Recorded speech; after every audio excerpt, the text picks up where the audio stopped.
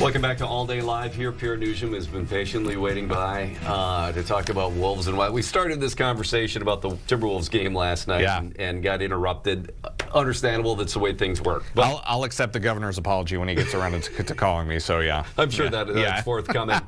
The Wolves game last night after game one, you know, and again, it's playoffs. You never know which, I mean, we saw it last year where it bounced, I mean, absolutely. A lot.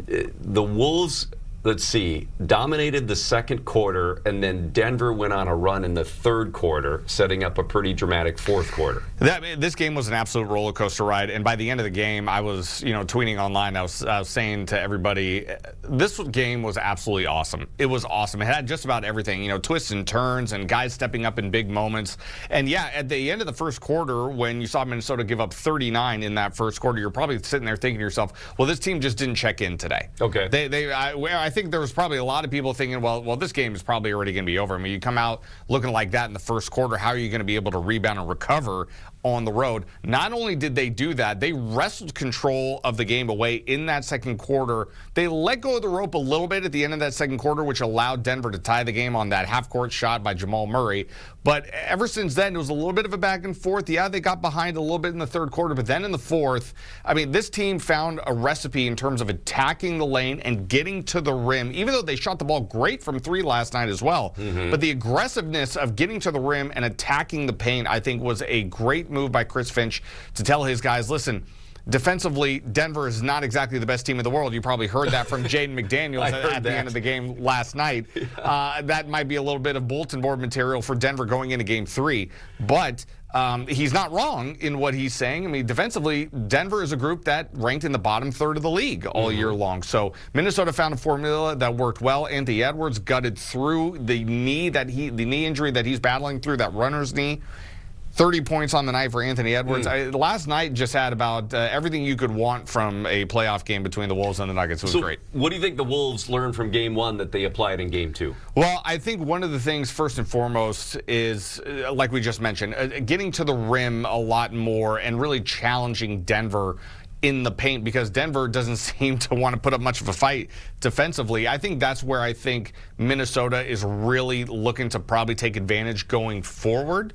One thing that I think we need to point out, too, is even though Julius Randle and Anthony Edwards both had terrific games last night by their own standards, Donte DiVincenzo is shooting the ball terrifically in the first two games of this series. His shot has been inconsistent this year, but through the first two games, Donte DiVincenzo is shooting the three ball really well. He's stuffing the stat sheet. He's everywhere. Rudy Gobert only scores 2 points last night.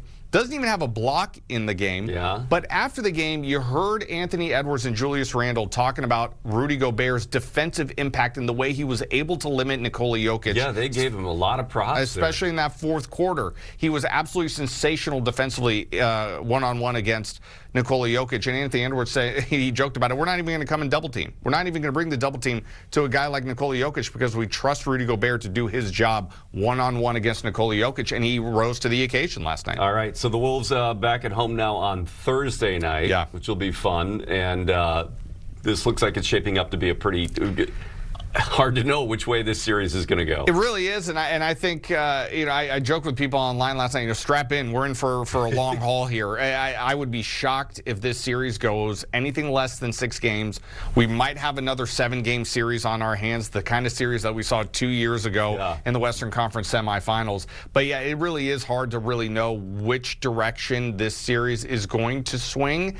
Now the Wolves have their own home court advantage after stealing game 2. So if Minnesota can find a way to defend home court and go back to Denver, possibly up 3-1, you're in full control of this series. We'll see how it goes. All right, Minnesota Wild coming home to play at Grand Casino Arena tomorrow night in St. Paul. Tied the series 1-1. They dominated game 1 last night. Then they seem to be playing from behind pretty much most of the game. Yeah, in last night's game, there's no Matt Zuccarello. Obviously, he's out. We don't know how much longer Matt Zuccarello is going to be out. If he's going to be out a longer period of time, I think that could spell a little bit of trouble for the Wild. Kirill Kaprizov last night, only 2 shots on net. Dallas really did a great job bottling him up. So I think in game 1, Minnesota took advantage of their power play opportunities. They didn't do that in game 2. Dallas was the one. It was a little bit of a flip script. Dallas didn't really take advantage of their power play opportunities. I think they did have 1 power play goal in game 1.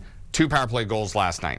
So Jake Ottinger, much better last night. He looked fantastic. Much better in that last night. So I think this series is about where we expected it to be. And I think this is another series, kind of like the Wolves and the Wild. I'm not really sure which way this is going to swing. But again, I would be shocked if it's anything less than 6 games. It could very well be another 7-game series. The difference here, too, last night, you mentioned Kirill Kaprizov. He was at times, I wouldn't say invisible, but you just didn't notice the impact from him. They clearly found a way to shut him down. Yeah, and you hear the cliche oftentimes, your best players need to be your best players. And we saw that in Game 1 with Kirill Kaprizov and Matt Boldy. Kind of quiet, like you said. It was a quiet night for some of those guys. And credit to Dallas, they made the adjustments they needed to make to try to contain some of the big players for Minnesota. Now it's the Wild's turn to reverse course and kind of figure out how they get back on track here in Game 3. And Jesper Alstead, we got to wrap this up. But I would say he looked pretty good in goal. Still looked pretty good, yeah. There was one goal that bounced off the end boards back onto him, and then in the goal. Unlucky. Unlucky, but kind of a fluke. That's why you shoot those at the end boards for the rebound, because you never know where it's going to go. No doubt about it. But that was one that. And to your point too. I don't think, if anybody's wondering out there, I don't think there's any need for a goaltender change with the way Jesper Alstead has been playing. I fully expect him to be the starter for Game 3 and beyond, really, unless his game completely We'll see how this goes. It got chippy again last night. It's going to be a great series. It's going to continue. Pierre, thanks so much. We're going to take